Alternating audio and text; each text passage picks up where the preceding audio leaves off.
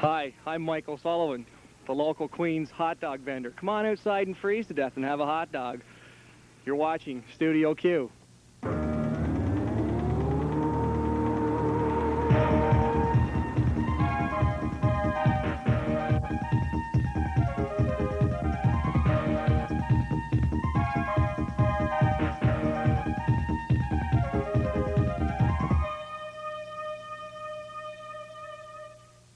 Hi, welcome to the second very cold show. Hey, get out of here! Welcome to the very second cold show of the 1993 school year. Yes, I'm Kirsten Teague, and welcome to yet another interesting and informative episode of Studio Q. Today we have stories on the Grant Hall clock, recycling in the ghetto, and the winter adaptive games. Yes, but first, on the eve of the Queens football team's celebratory banquet this weekend, someone decided to play a nasty joke on the Vanier Cup champions. Very early Thursday morning, around 3 a.m., someone broke into the Queens Phys Ed Center and stole the Vanier Cup. With more on that, here's Brenda Marshall. The Vanier Cup has been a source of pride and honor for Queens ever since it arrived here a few short months ago, after the Gales' 31-0 triumph at the Skydome. Thursday morning, between 12 and 3 a.m., the Vanier Cup unexpectedly left Queens, stolen from this case where it has been on display in the Phys Ed Center. A note was left behind indicating that the cup would only be used for 48 hours and then returned, signed the Griswolds. Bob House, offensive coordinator for the Gales, offered this good-natured perspective on the events and the possible suspects. One would hope that there's a scuff or two on the cup just to give it some history, though, you know. Maybe they'll find it in the bottom of the river or something. And how does he think the Vanier Cup's Griswold vacation will affect the football team? Well, we're all lifting weights a lot harder this morning. Joining us now, hot on the trail of the Vanier Cup, is Brenda Marshall. Come on in, Brenda. And are the police involved in the investigation? Well, Ron, VP Williams has reportedly said that no investigation will take place as long as the cup is returned within 48 hours. Right now, they're just treating it like a prank. A prank. Good.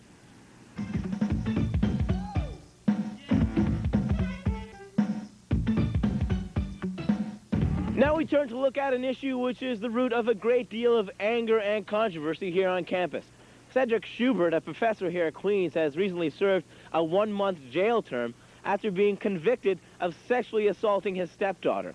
He has, however, received no censure from Queens administration, and as vandalism outside Jeffrey Hall reveals, many members of the Queens community are very upset. Steph Wilson has more. The Queens Security Council held a rally on the steps of Richardson Hall Thursday afternoon. The council says they are a newly formed group of 30 to 40 Queens students concerned about the poor treatment of Cedric Schubert's case by the university administration. We will defend ourselves. During the rally, word came out that Professor Schubert has requested a leave of absence. The announcement that Professor Schubert has taken a leave of absence was not enough to satisfy those attending the rally today. They want him fired. After their outdoor rally, the protesters moved inside to directly make their demands known to Vice Principal Williams. Others camped outside his office to show their support of the Security Council. No justice, no peace. No justice, no peace. No justice, no peace. We are not willing to stand by and allow the convicted rapist to walk this campus. Once they started investigating him, he should have been suspended until further notice, seeing is that he does pose a threat. Backlash against Professor Cedric Schubert was obvious in this graffiti. It was discovered on the walls of Jeffrey Hall on Monday morning. Many students may not have noticed these disturbing images because the spray paint was washed away quickly. Professor Schubert was recently convicted for sexually assaulting his stepdaughter 7 years ago, and he served a 1-month jail term for his crime this past December. Recently, the Journal published an editorial tying the Schubert case to that of William Ma. Ma was expelled from Queens and banned from campus last year because he sexually harassed some other students. Many feel that due to his crime, Professor Schubert should receive much the same treatment. Dick Bowman, head of public relations for Queens, said that the two cases are completely different. Ma's case involved other members of the Queens community, while Schubert's is a private matter and was dealt with by the Ontario judicial system. The Mathematics and Statistics Department had no comment regarding Professor Schubert. However, Bowman confirmed that the chair of the department has conducted an investigation into this matter. As well, Bowman emphasized that Schubert's classes were also polled so that students could voice their concerns or transfer to other classes if they wished to. Irene Bujara also voiced her concerns about student welfare. As head of the Queen's Human Rights Office, she emphasized that students' comfort was a top priority. When asked to comment on the graffiti written on Jeffrey Hall, Bujara felt that it was a violent and cowardly way to voice opinions. However, she did also mention that a non-violent rally or protest could be a legitimate expression of views. Thursday's protest was not violent, but the Security Council has said that it is prepared to take whatever steps necessary to ensure that Schubert is fired. Vice Principal Williams also made an announcement that Queen's is investigating whether or not Professor Schubert has assaulted or harassed any students on campus. This announcement, however, did not satisfy the Security Council. To quote Dick Bowman, the situation is still evolving. For Studio Q, I'm Stephanie Wilson reporting.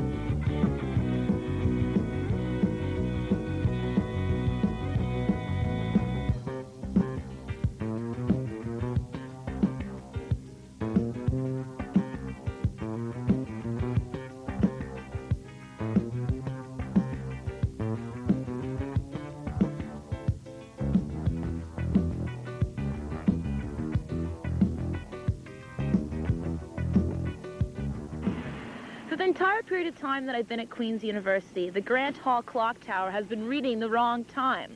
However, the Engineering Society has decided to rectify the situation by installing a new mechanism. Crawford Smith has the details on this timely gift to Queen's. For those of you who haven't already noticed, the unofficial symbol of Queen's is up and working. Thanks to the Engineering Society, the Grant Hall tower clock is once again a beacon of guidance for students stranded on campus without a watch.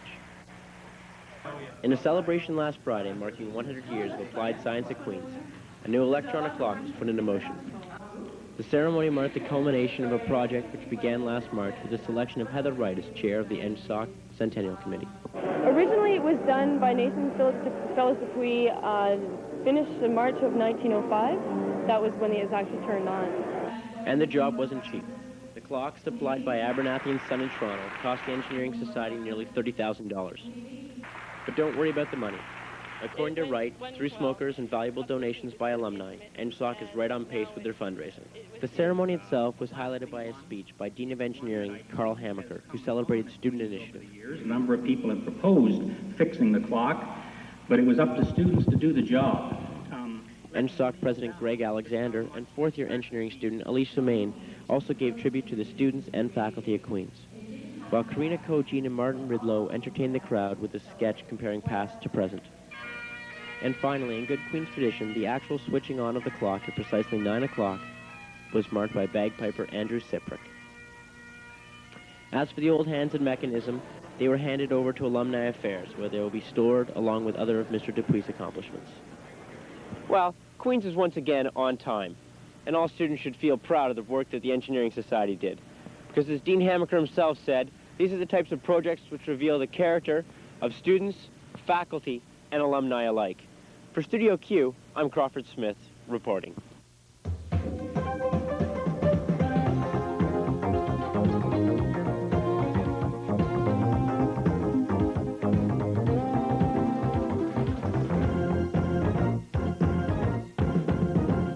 A few days ago, I asked some students to tell me about their experiences in bars. some responses seemed a bit suspicious. I don't go to bars. Don't go to... I spend a lot of time in bars. I don't go to bars, so... Oh, you don't? But on the whole, I learned a lot about Queens, about bars, and the students who frequent both of these institutions.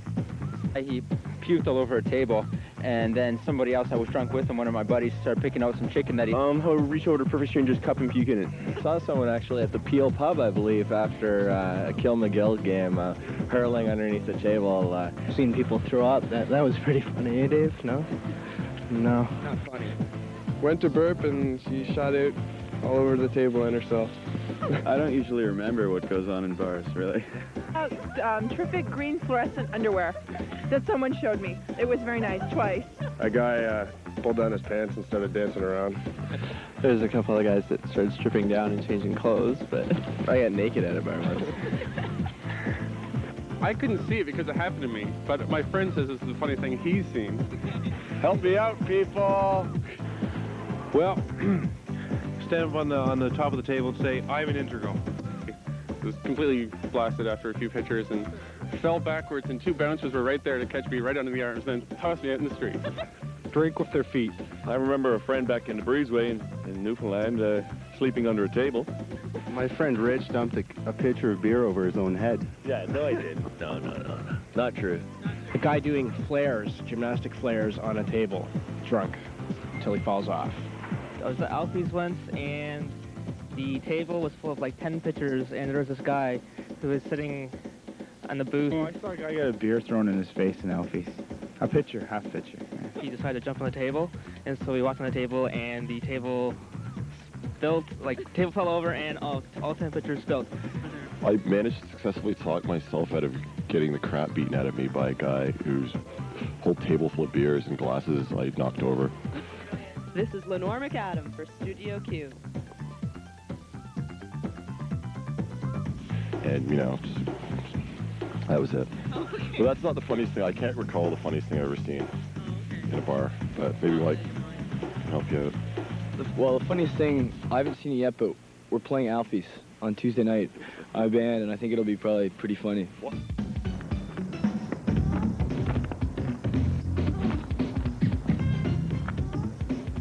The Winter Adaptive Games, an event organized by Queen's phys ed and rehab students for mentally and physically challenged children, was held last weekend. The games are an effort to give disabled children an opportunity to participate in games which are sometimes considered beyond their reach. Brennan Nisnik has more on this story. A wet and dreary Saturday morning was not enough to dampen the high spirits of the kids and volunteers who took part in the 3rd annual Winter Adapted Games last week. This day-long event was organized for mentally and physically challenged kids in the Kingston area, and it was a day that helped to brighten the lives of all those involved. The day was kicked off by the Queen's bands, who played for the enthusiastic group that assembled in the Louise D. Acton building early that morning. Volunteers from rehab and phys ed were paired up with children for the day, and both students and kids alike enjoyed great outdoor activities like tobogganing, sledge hockey, skating, ice sculpting, and snowshoeing. It was hard to resist the charm and energy of this special group of children who made fast friends with their student buddies and each other, as well as learning the challenge of new and different sports. Some even had a favorite activity. Skating. Skating. Some found all of this just too tiring. The morning activities were topped off by lunch and even a visit from a clown. And the afternoon saw a scavenger hunt, which was open to everybody in the Kingston area. It's also good because the kids get a normal play experience, and play is a really important thing for kids. And often, kids with disabilities don't get enough opportunity to just play and just be like normal kids. But today, you didn't have to be a kid to have fun. For Studio Q, this is Brennan Nisnik reporting. Last Friday, the 22nd, the AMS invited Sven Robinson to speak here at Queen's as part of the Human Rights Awareness Week. Robinson is an MP for the NDP party and the party's critic for the Ministry of Justice. He is also well known as an activist for human rights. Paul Beeston, president of the Toronto Blue Jays, spoke in Dunning Auditorium on Wednesday. The Queen's Marketing Association organized the event. Beeston spoke to students about the history of the team and the strategies used that resulted in the Jays' World Series win. Norman Araki brought his one-man show called I Don't Understand Women to Frosh on Monday night. His unorthodox performance focused on men and relationships as he played to a large audience in Leonard Cafeteria. The Shuffle Demons, one of Canada's most popular groups, played at Alfie's on Tuesday night. Their unique talent and fun lyrics entertain a packed audience. Two plays written by Queen's education student Jami Musa Kalim were performed last Sunday night in Jean Royce Hall Cafeteria. Both plays dealt with race-related issues, and the audience separated into groups after the show to discuss the problems of racism. Arts Fest, a celebration of student talent in the arts, was held all this week. The 10-to-1 Student Film Society set up displays with information on the Queen's Film Department and the film industry. The Ballet and Jazz Club made some great presentations to a large audience. The African and Caribbean Students Association also put together some interesting dances to reflect their unique ethnic and cultural background. Students also enjoyed a blues jam at Clark on Monday night. All these events and more made Arts Fest a great success, allowing everyone on campus to appreciate the incredible artistic talents Queen's students have. The difficulties caused by the recent economic recession have helped focus the attention of the media to the plight of the poor. Queen's has also been forced to open its eyes to the presence of those whose daily problems reach well beyond the academic sphere. Jen Mondu takes a look at the agencies on campus which are addressing the needs of hungry students. Although certain times of the year are busier than others, the Partners in Mission Food Bank always runs a tight schedule. This year, however, they're seeing a lot of new faces. Although it may come as a surprise to many, Queen's students are making use of this service more than ever before. Yet the truth of the matter is that even here at Queen's, hunger is becoming a problem. Students in increasing numbers are finding that they can't afford food and are having to resort to the Partners in Mission Food Bank or other such services here on campus for help. The current estimate is that approximately 60 Queen's students make use of food services every month. But what happens to a Queen's student to put them in this situation? Often, as Tanya Beeler from Partners in Mission explains, the circumstances are out of the student's control. But what we're finding this year is a lot of students didn't have summer jobs this year, or summer jobs didn't last as long, or they didn't pay as much. In the past week and a half, various events were planned around campus to raise awareness about the problem. The main goal of this week was not only to raise money and canned goods, but also, as committee member Keith MacArthur explained, to make Queen's students realize that this campus is not immune to the problem of hunger. Really, you can't narrow it down to any one group of students. It could be anyone. It could be your housemate. I mean, there's so many different reasons why people are affected by the problem. There is some skepticism that this problem is on the rise. Most students have no personal contact with people in need and have trouble imagining that students who can afford tuition and books cannot afford the basic necessities of life. As Diane Nolting from Student Health explained, students who required food services have one thing in common. We're talking about people who really don't have money. I think there's sort of a certain amount of skepticism, perhaps, that some of the people who are quote-unquote hungry have just spent all their money on beer, and I think that's not what we're talking about. Nolting maintains that students are caught in an economic bind. She cites one particular instance where a second-year student from Toronto has been forced to resort to food services due to the recent layoff of both her parents. Nonetheless, Nolting maintains that dropping out would only make her situation worse. If she leaves, you know, she has no job skills, so her prospect of getting a job is very poor. She's applied for OSAP, and she will probably get it because of the fact that both her parents are out of work and have been for some time. Slowly but surely, the problem of Queen's students going hungry is being addressed. Support groups and various interests here on campus are working to promote awareness of a problem that comes as quite a surprise to many. For Studio Q, this is Jen Mondu reporting.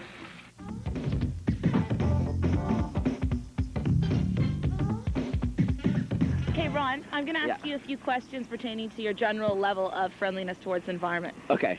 Okay, do you use a blue box? Yes, every week, religiously. Okay, good. Do you have a composter? No. You don't? Okay. No. No, I'm sorry. Do you use aerosol spray? Never. Oh, no. Is there anything else that your house does that is environmentally friendly that you want to share with me? We write haiku poetry. Oh. It's, Very friendly. Okay, well, apparently there's a troupe that's touring around the ghetto trying to make students a little more environmentally friendly. Nicholas Johnson has the story. Look, you can see our breath. To meet people, I live on the street, just on the street. I get to meet people, my neighbors, show my face, and tell them I'm interested in something. Show As my part interest. of Environmental Awareness Week, ghetto tenants were hit by the Queen's Environmental Action Group.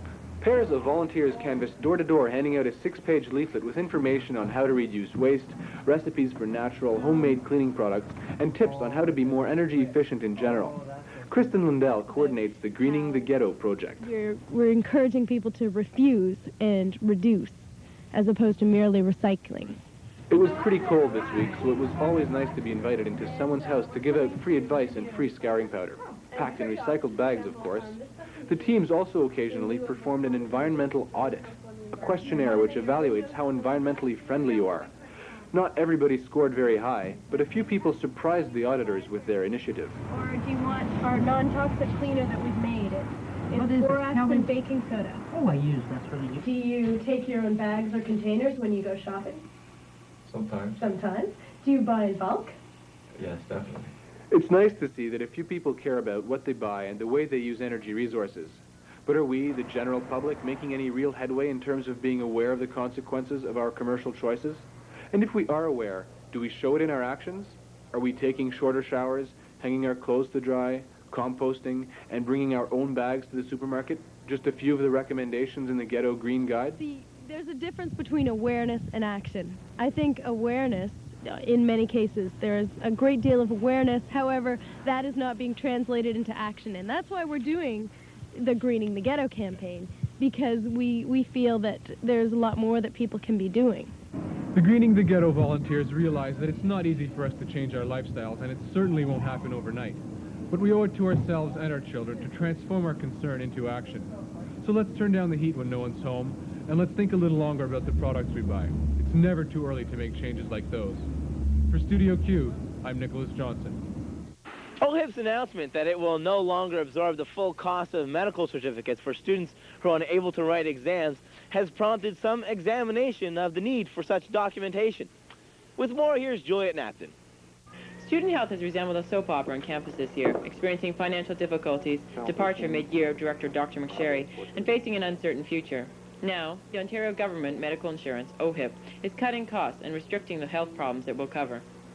For example, outlined here, physical examinations for a trip abroad or for a job will now run you $75. Student health is picking up the tab for this semester, but at the expense of other areas. On top of an already overworked staff, special programs like eating disorder, sexual education, and stress clinics could feel the squeeze. OHIP used to cover the cost of a minor assessment with a doctor. Not now. Rector David Barr finds this charge of $26 for a medical certificate too much. It adds up. Last year, just in the last semester from October 1st to December 14th, Student Health gave out 301 certificates. And at $26.10 each, that's, what, $7,500, maybe $8,000. So it adds up pretty quickly. And I don't think, personally, that students should have to pay money to prove that they're honest. Like, if you take the, students should be taken at their word, and if the university doesn't believe them, the university should be paying money to prove students' honesty. Barr suggests that individual departments cover the cost for their own certificates. The interim head of student health, Dr. Stephen McNevin, explains that issuing medical certificates is not a medical act and can't be billed to OHIP. It seems absurd for us, and it undermines, I think, our credibility to try and certify an illness when someone isn't ill in front of us. I mean, the history says they're ill, so we say, well, with about the same amount of clinical judgment that a prof would need. Well, it sounds like you were sick last week. It probably made it hard to get your assignment in that time. Mm-hmm. And it seems like it can plug up our system sometimes. Mm-hmm. Despite the uncertainty, Dr. McNevin believes that student health will pull through for another year. We want to help, and yet at the same time, there's got to be a better, more humane, more realistic way. In a time of fiscal restraint, spending $15,000 a year to say that students get sick appears ludicrous. Now, more than ever, we need that money to support the student health services. For Studio Q, I'm Juliet Napton reporting. In sports, it was a hat-trick weekend for the women's hockey team. Three games on tap. They lost the first two to Guelph by scores of 5-1 and 2-0. but managed to tie an exhibition game against Saint Laurent 2-all. The men's team also lost, this time to the Université du Québec at Trois-Rivières. The score, 5-2. In the pool, Queens had a strong performance at the swim team's annual invitational meet. They swam against teams from the University of Ottawa, Ryerson, and Trent. The meet wasn't scored, which meant the teams took advantage of the friendly competition to see how they were progressing in their training programs. The teams will compete again, this time for real, at the OUAA and OWIAA finals next month. And the Queens fencing team held a tournament this past weekend. They faced teams from the University of Ottawa, Carleton, and RMC. Queens women fencers had a strong showing, winning the épée and the team foil competitions. Queens men's team won the team saber. The team travels to York this weekend for another tournament, and then to the league championships in 2 weeks. Roland Samuels III is a fourth-year commerce student. His parents have just bought him a house with 7 empty rooms. He needs to find housemates. He has no friends. It's midterm and 6 very desperate students need to find a place to live. They say you really never know a person until you live with them. This is Union Station, coming in March to CableNet. All right, well, that does it for another show. Just coming up next week is International Development Week, whose theme this year is fair trade, things going on campus, Keystone Global Community Center, speakers, coffee house Wednesday night, loads of stuff. It's run by Am Scody. Am Scody. 3 more weeks till reading week. Woo! Are you going anywhere? No, are you? I actually am. I'm going to lovely Kingston so I can get more of this fine winter weather. Great. Anyway, I hope everyone else is going to have a good reading week. And we'll see you next week. I'm Ron Tite. I'm Kirsty Teague. Have a good one. Studio Q, Queen's weekly television show, is brought to you courtesy of CableNet 13 and the Queen's Alma Mater Society. Tune in each week, Thursdays at 6 and Fridays at 4:30 on CableNet 13.